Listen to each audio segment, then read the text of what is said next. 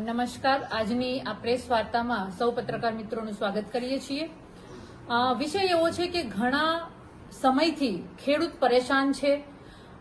એમાં કડદા પ્રથાને લઈ અને ભાજપના દરેક સંસ્થાઓમાં બેઠેલા દલાલોની ગુંડાગર્દીને લઈ એપીએમસીમાં ચાલતી દાદાગીરીને લઈને તો ખેડૂત પરેશાન હતો જ, પરંતુ સાથે માવઠા જેવી પરિસ્થિતિએ પડતા ઉપર પાટું માર્યું છે. એવી પરિસ્થિતિ થઈ છે કે માવઠાએ ખેતરો ધોઈ નાખ્યા, પાક ધોઈ નાખ્યો.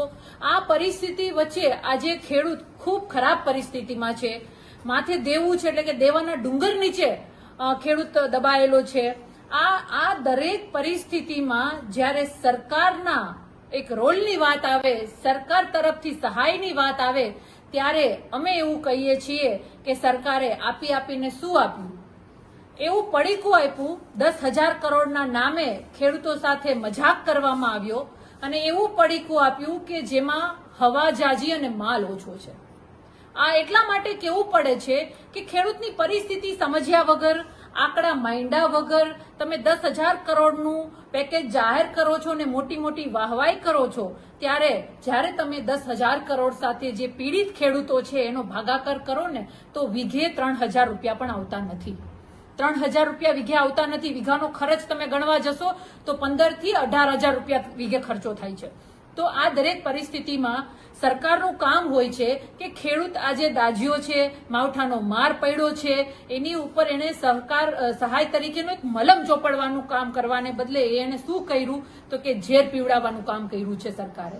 એટલા માટે અમે આ પેકેજનો વિરોધ કરીએ છીએ. અમે પહેલા પણ કીધેલું છે કે તમે ખેડૂતો માટેની જે નીતિઓ છે, નીતિઓ ઘડો, ખેડૂતોને યોગ્ય રાહત પેકેજ આપો. અમારે લોલીપોપ નથી જોતું. અમે અનેક વખત ઉદાહરણ આપી ચૂક્યા છીએ કે પંજાબમાં અમારી સરકાર છે 50,000 હેક્ટર દીઠ આપીએ છીએ અમે. તો તમે ગુજરાતમાં 35 વર્ષથી રાજ કરો છો, તો 35 વર્ષથી રાજ કર્યા પછી તમે હેક્ટર દીઠ ખાલી 22,000 રૂપિયા જ આપો છો? શરમ આવી જોઈએ. અને એ પણ કેટલા બધા નીતિ નિયમો છે. 2 હેક્ટરની મર્યાદા તમે રાખી છે. એમાં પણ તમે જે બગડેલ પાક છે એની ટકાવારી કરશો કે 80%, 85%, 70%. તો આમાં સરવાળે ખેડૂતના હાથમાં કંઈ આવતું નથી. એટલા માટે ગુજરાતના ખેડૂતોમાં ખૂબ આક્રોશ છે, ખૂબ ચિંતા છે. અને પોતે આજે એનો માલ એટલી હદ સુધી ખરાબ થઈ ગયો છે કે તમે માંડવીની વાત કરશો તો માંડવી બગડી તો ગઈ છે, પણ સરવાળે પાલો થાય, એના પશુધનને ખવડાવી શકે આટલો પાલોય વધતો નથી. કપાસ બગડી ગયો છે, કપાસમાં હાઠીઓ વધતી નથી. તમે સોયાબીનની વાત કરો તો સોયાબીન બગડી ગયું છે, ભૂકો હાથમાં આવે છે. ખેડૂત કરે તો શું કરે?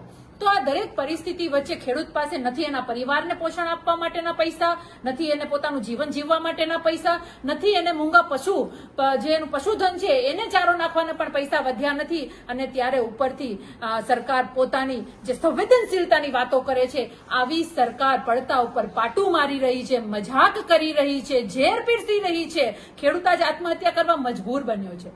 ત્યારે અમારી માંગણી સ્પષ્ટ રૂપમાં છે કે પહેલા તો ખેડૂત જે આત્મહત્યા કરે છે ને એના ઉપર ગંભીરતાથી સરકારે વિચારવાની જરૂર છે અને સકારાત્મક દિશામાં પગલાં લેવાની જરૂર છે. અને આપના માધ્યમથી અમે ખેડૂતને અપીલ કરીએ છીએ કે આપણે એટલા કમજોર નથી. ભલે ખિસ્સા ખાલી છે, પણ હજી પણ આપણામાં જીગર અકબંધ છે. આપણે લડીશું ને આપણો અધિકાર માંગીને રહીશું. એટલે કોઈએ પણ આત્મહત્યા કરવાની જરૂર નથી.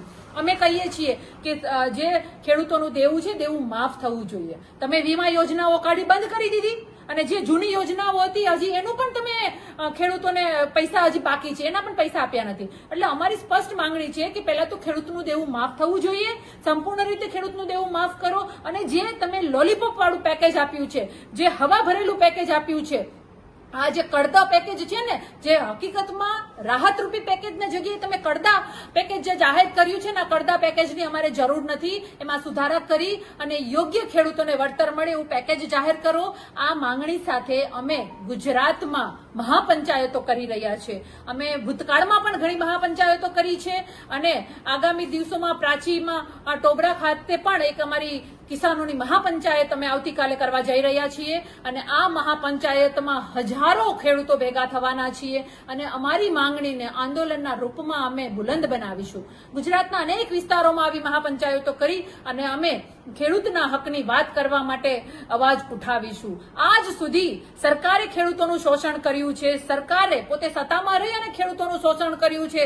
ખેડૂતોને કંઈ જ હાથમાં આવ્યું નથી. પાક બગડે છે, ખેતરો ધોવાય છે, મોંઘવારીએ માજા મૂકી છે, દીકરાઓને ભણાવવાના પૈસા નથી. સાથે સાથે હું એવું કહીશ કે કોંગ્રેસે પણ એટલી જ ભાગીદારી કરી છે આ પાપમાં. પોતે મુખ પ્રેક્ષક બની અને જોવાનું કામ કર્યું છે. એટલા માટે અમે લોકો બુલંદ અવાજ સાથે મહાપંચાયત કરી અને ખેડૂતોનો હક અપાવવા માટેની અમારી જે લડાઈ છે, અમારા જે મુદ્દાઓ છે કે આપણો ખેડૂત આત્મહત્યા ન કરવો જોઈએ, એ સરકારની જવાબદારી છે, સરકારે ધ્યાન આપવાનું છે.